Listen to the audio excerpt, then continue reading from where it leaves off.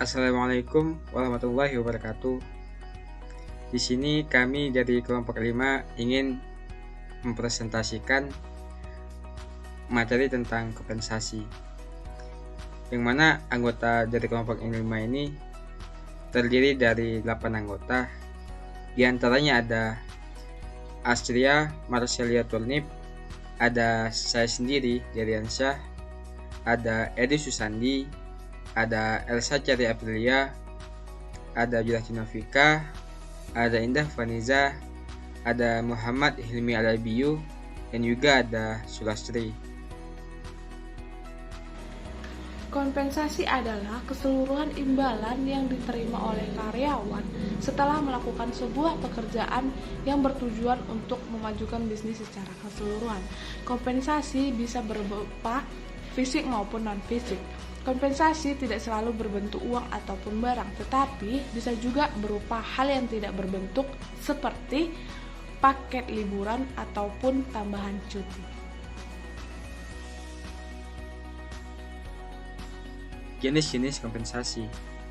Secara umum, keseluruhan komponen dalam kompensasi yang diberikan perusahaan dibagi ke dalam 3 kelompok.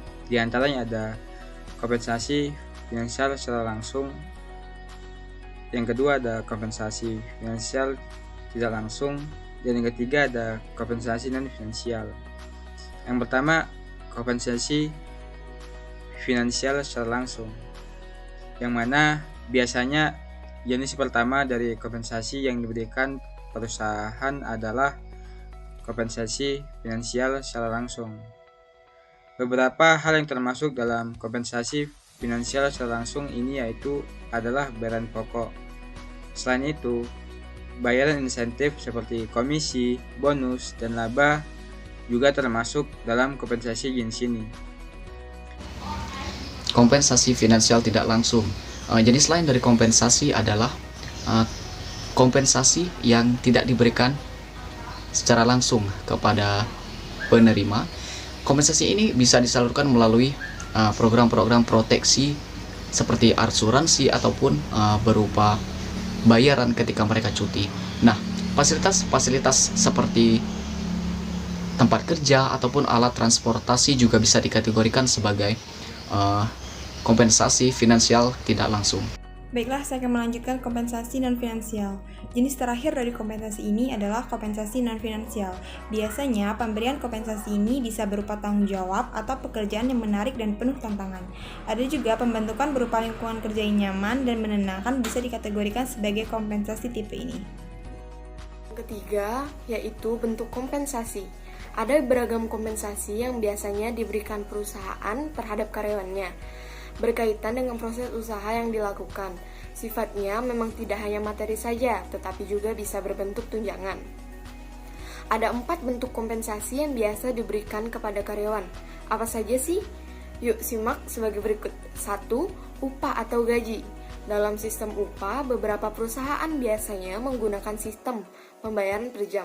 Hal ini tentunya membuat pekerja akan mendapatkan gaji lebih besar pada saat waktu bekerjanya lebih lama. Sistem upah biasanya diterapkan pada buruh atau pekerja di bagian produksi dan pemeliharaan mesin.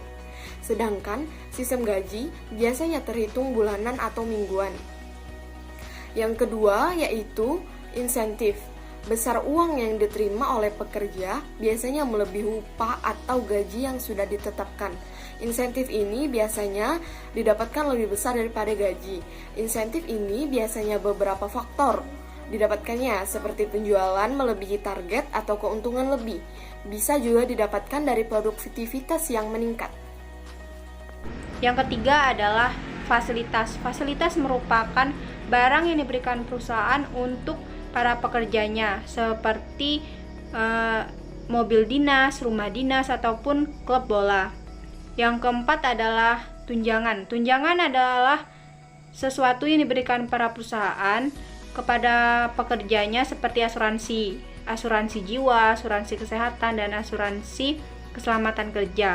Tujuan kompensasi diberikan kepada pekerja adalah untuk meningkatkan kualitas para pekerja mempertahankan kualitas para pekerja, memberikan rasa adil kepada pekerja, memberikan efektivitas biaya, serta melengkapi administrasi legalitas. Baiklah, di sini saya akan menjelaskan sedikit tentang tujuan kompensasi. Yang pertama ada mempertahankan karyawan berprestasi.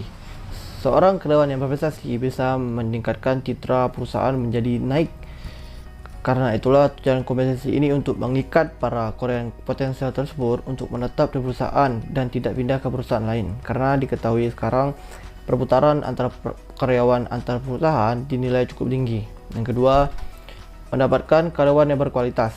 Ketika perusahaan membuka lowongan untuk mencari pekerja, biasanya kompensasi diberikan secara jumlah yang besar dan menarik, sehingga secara otomatis karyawan-karyawan yang berkualitas akan datang dan mendaftar. Karena tingkat kompetitif sebuah kompensasi biasanya tidak akan membuat karyawan berkualitas.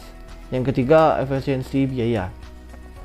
Perusahaan biasanya tidak akan memberikan gaji yang besar di awal masa kerja karena mereka melihat dulu etos kerja dan kualitas dari karyawan yang dipekerjakan ini. Kita menilai dulu apakah kerja ini benar atau tidak. Yang keempat yaitu pembentukan rasa adil. Di dalam perusahaan biasanya sudah sangat wajar jika tingkat hasil pekerjaan setiap karyawan itu berbeda-beda. Tak jarang pula ada karyawan yang bekerja lebih keras dari karyawan yang lain dengan pekerjaan yang lebih berat pula. Ketika gaji yang diterima sama besar, maka ini akan mengakibatkan rasa iri satu sama lain antar karyawan. Oleh karena itu, perusahaan harus memperhatikan hal ini agar tidak terjadi rasa iri dan akan memberikan rasa keadilan bagi setiap karyawan. Yang kelima yaitu pemenuhan administrasi legalitas. Pemerintah mengatur legalitas perusahaan, salah satunya adalah dengan cara pemberian kompensasi perusahaan kepada karyawan. Hal ini diatur undang-undang dan setiap perusahaan itu harus memenuhinya. Pemberian kompensasi perusahaan kepada karyawan ini untuk memenuhi administrasi legalitas dari perusahaan ini. Yang keenam yaitu memicu perubahan sikap positif. Pemberian kompensasi perusahaan kepada karyawan ini dapat menciptakan lingkungan kerja yang sportif dan bersaing secara sehat. Keberadaan kompensasi ini ketika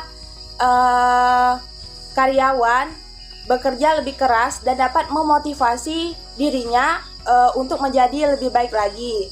Pemberian kompensasi kepada karyawan ini juga menunjukkan kepedulian dan penghargaan terhadap loyalitas pekerja.